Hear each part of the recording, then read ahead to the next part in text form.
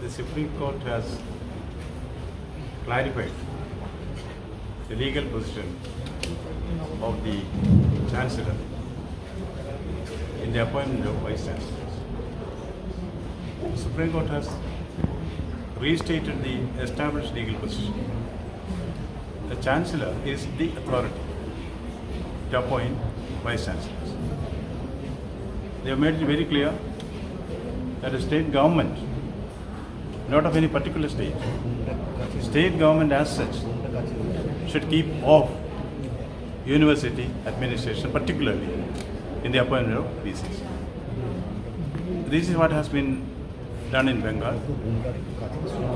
As the Chancellor, when I took over, a few days after my assuming charge as Governor, I called the Honorable Vice Chancellors and the Minister, told the Vice Chancellors, in my humble opinion, the Supreme Court decision does not permit you to continue as Vice Chancellors because you are not selected through the due process of law.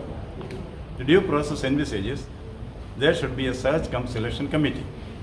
Instead, you have been selected by the government, which is not as per the law. But I gave them an option. If learned Vice Chancellors that you are, if you feel this is a legal position, you have an option to resign. If you opt not to resign, I as Chancellor have an option to terminate you. But I will do it only again through the due process of it. I will give you a notice, I leave it. The Vice Chancellors met together for some time. Then they came and told me gracefully, sir, we resign. The first establishment of the rule of law with consensus. Nothing was imposed upon them. They realized that is a legal position, and witness this, the Education Minister was also there. The second option, again within the law, I knew universities cannot be left headless. There is a provision to authorize any qualified person or suitable person to discharge the duties and functions of the Vice Chancellor. That is now called interim Vice Chancellor, but there is nothing called interim as such. That was done. I asked the Vice Chancellors themselves, in any case, somebody that should be there to head the university, so you continue to head it. But second time, once I observed their performance, I had to use my due diligence. I was also Vice Chancellor once. I found some of them are not eligible to continue.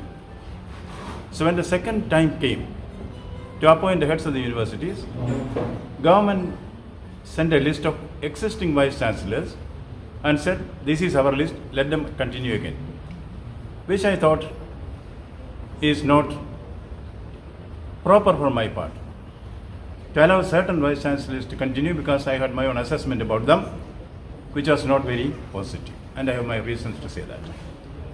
So I accepted 2-3 names suggested by the government and appointed the others after due diligence on the basis of certain criteria, objective criteria, depending on the seniority, eligibility and suitability. That was challenged by the government in the Calcutta High Court. The Calcutta High Court gave a clear verdict. The Chancellor is well within his powers to select and appoint interim Vice Chancellors. That is where it ended here. Then, of course, certain bickerings and controversies took place. I did not want to join as a party to that. I left it for the law to take its own course. Now again, certain decisions taken by the Chancellor of Bengal is also under litigation. So I did not want to go into that. Then came the verdict of the Honorable Supreme Court, which is ultimate as far as legal interpretation is considered in this country. They have clearly said, number one, government has nothing to do with the appointment of Vice Chancellors. Number two, the Chancellor is well within his powers to take decisions authorized in the law for him to take.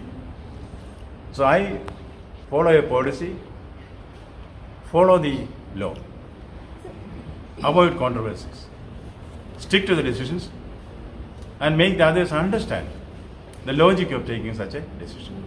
So Bengal Assembly approach still continues. TMC alleged that BJP they disrespect the national anthem and they walked out. And TMC also they are also taking protest against. They are not clear, they are not getting dues from central. Even Chief Minister also joined them. What would you say about uproar in the assembly? Thanks for sharing the information. Thank you.